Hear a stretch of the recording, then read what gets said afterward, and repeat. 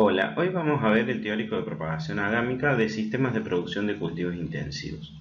En el segundo módulo de la materia vamos a ver cultivos como papa, orégano y menta, cuya reproducción no se da principalmente a través de semillas, sino que interfieren otros órganos de propagación agámica.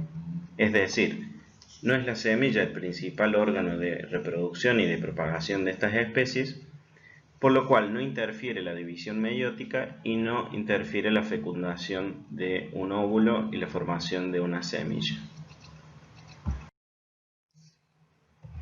Los objetivos de esta clase son conocer el manejo de cultivos y post cosecha de plantas hortícolas, aromáticas y florícolas de propagación asexual y resolver situaciones problemáticas relacionadas con las actividades productivas.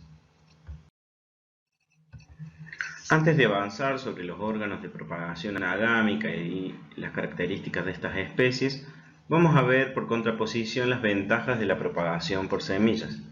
Las semillas se producen generalmente en gran número, pueden ser almacenadas por largos periodos sin perder viabilidad, son fácilmente distribuidas y las plántulas que provienen de semillas están en general libres de muchas enfermedades sistémicas, salvo algunas excepciones.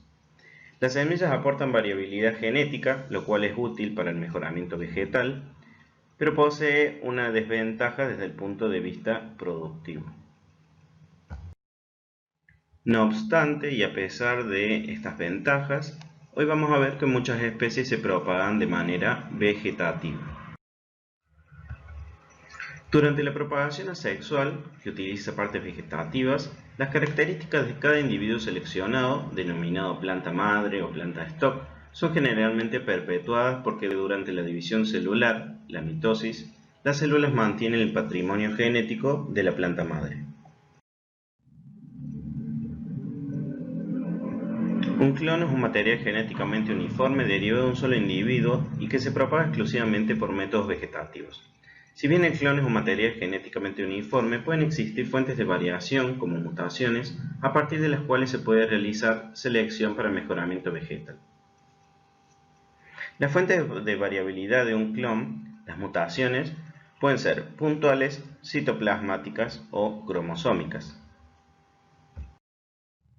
¿Y por qué propagamos agámicamente algunas especies? En algunos casos es debido a que la producción de semillas necesita condiciones muy particulares que no conseguimos en todas las partes del mundo.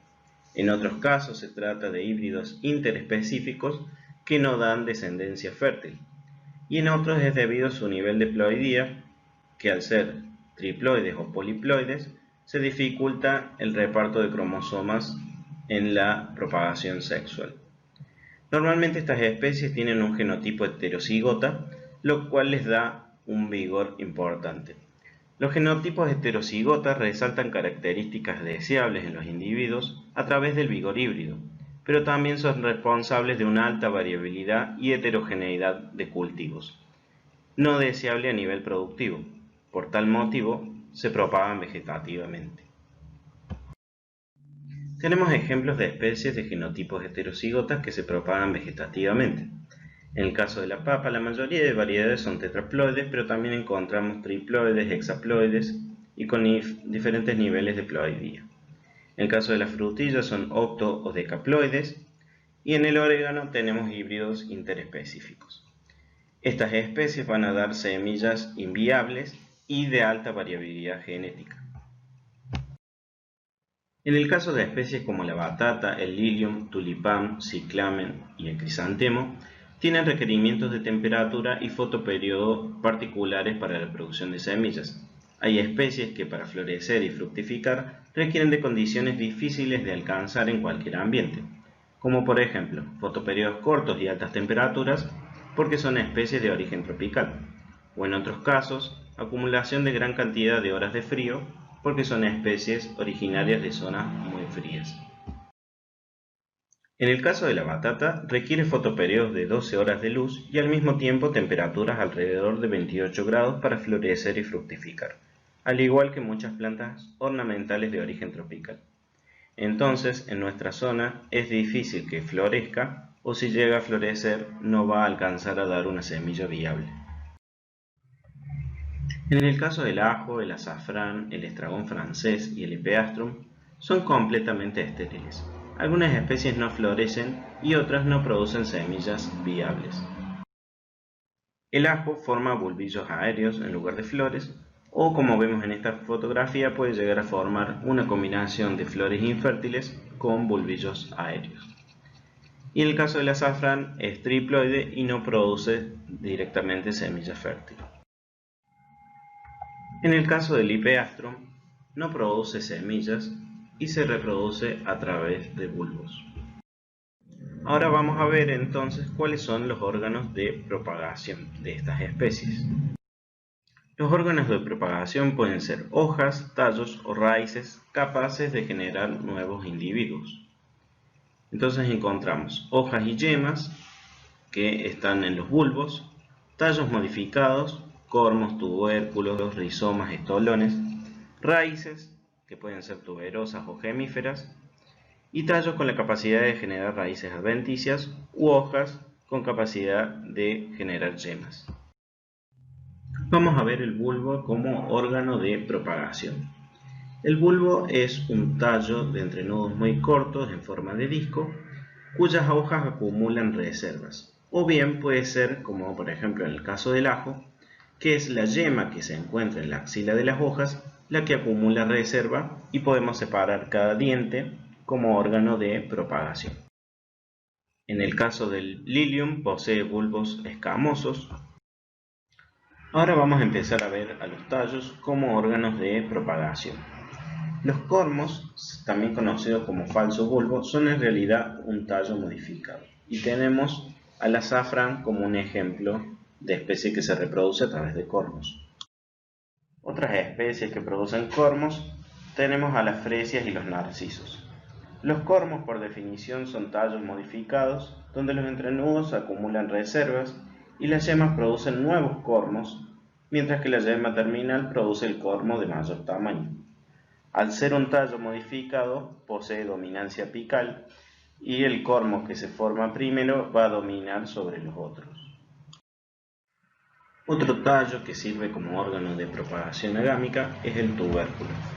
El tubérculo es un tallo engrosado que ha acumulado reservas y conserva las cicatrices de las hojas que se han perdido, que conforman la ceja, y las yemas que se encuentran en la axila de esas hojas. Conserva a su vez los nudos y entrenudos. Al ser un tallo presenta dominancia apical, por lo cual las yemas que se encuentran en el extremo apical van a brotar antes que el resto. En el caso de la papa, el tubérculo se origina en el extremo de un estolón. Una característica distintiva de los bulbos y tubérculos es que por su naturaleza de tallo presentan dormición que puede durar varios meses. Esta dormición va a estar regulada por la concentración de hormonas como el ácido abscísico y el ácido gibereico. Tenemos otras especies conocidas como papas andinas, que en realidad no son papas, sino que pertenecen a especies como Oxalis tuberosa y Uyucus tuberosus, que forman tubérculos con diferente morfología. También tenemos otras especies como el topinambur, Elianthus tuberosus, que produce un tubérculo. Otro ejemplo de tallo modificado son los rizomas. Los rizomas pueden ser subterráneos o aéreos y acumular mayor o menor cantidad de sustancias de reserva, pero la característica que los diferencia de otros órganos de propagación es que todas las yemas tienen la capacidad de generar nuevos brotes. En estos rizomas de menta podemos observar cómo cada nudo nos da un nuevo brote que va a formar una planta que podemos separar de la planta madre original. Otra especie que se reproduce a través de rizomas es el jengibre. El orégano produce rizomas cortos que da origen a plantas con forma de matas y podemos hacer una reproducción por división de matas, es decir, separamos una planta que se ha originado a través de un rizoma. Aunque el alcaucil se puede reproducir por semillas, también produce rizomas cortos que se llaman óvulos. Los brotes que origina pueden extraerse anticipadamente y ser llevados a un almácigo para generar plantines, o bien dejarlos en la planta madre y extraer más adelante el plantín directamente. Para el caso de las especies florales, la Alstroemeria y la Gerbera también se reproducen a través de rizoma. El estolón es otro ejemplo de un tallo modificado como órgano de propagación. En el caso de los estolones, solamente la yema terminal es la que genera un nuevo individuo a partir del cual se desarrollan otros estolones, a diferencia del rizoma en el cual todos los nudos brotaban al mismo tiempo. En este caso solo la yema terminal va a brotar y originar una nueva planta. Podemos ver en el caso de la frutilla que el estolón se origina de la axila de las hojas de la planta y la yema terminal va a dar origen a un nuevo individuo, que a su vez de la axila de sus hojas se van a producir nuevos estolones. Para producir plantines de frutilla necesitamos 28 grados centígrados para inducir la producción de estolones. Cada uno de estos estolones va a dar una planta de buen tamaño que a su vez rápidamente va a originar nuevos estolones. Así es que necesitamos darle un espacio de 1 metro entre planta y planta para que en abril y mayo tengamos una plena producción de plantines. A medida que nos alejamos de la planta madre, los plantines se van haciendo más pequeños y van perdiendo calidad como plantín en sí mismo. Por otro lado, tenemos especies que se propagan a través de sus raíces. Las raíces tuberosas acumulan reservas y tienen la capacidad de formar yemas. Podemos distinguir a las raíces de los tubérculos porque estas no tienen entrenudos, no tienen dormición y tienen dominancia proximal, al contrario de los tallos que poseen dominancia apical. La mandioca es otra especie que posee raíces tuberosas, las cuales podemos dividir para originar nuevas plantas. Las anémonas y los espárragos se reproducen a través de raíces gemíferas. El espárrago se reproduce generalmente por semillas, pero también puede propagarse a través de sus raíces gemíferas que denominan arañas. Algunas especies tienen la capacidad de generar raíces adventicias a partir de sus tallos. Entonces, si nosotros generamos estacas herbáceas a partir de esos tallos y las ponemos en un sustrato con humedad adecuada, van a generar raíces para posteriormente brotar y originar una nueva planta a partir de cada estaca. Un ejemplo de esto es el romero, que posee un tallo semileñoso que podemos dividir y generar estacas de tallo. O el incayuyo, que también se propaga fácilmente a partir de estacas.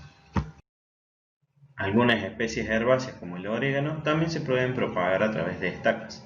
Para generar una buena estaca tenemos que dejar como mínimo 2 entrenudos, al cual podemos cortarle las hojas basales para impedir una deshidratación muy rápida y colocar hormonas de crecimiento, auxinas que promueven el enraizamiento de la estaca y llevarlo a un sustrato con una humedad adecuada para la sobrevivencia de esa estaca. La begonia también la podemos multiplicar a través de estacas de tallo herbáceas o bien hacer estacas de hoja directamente.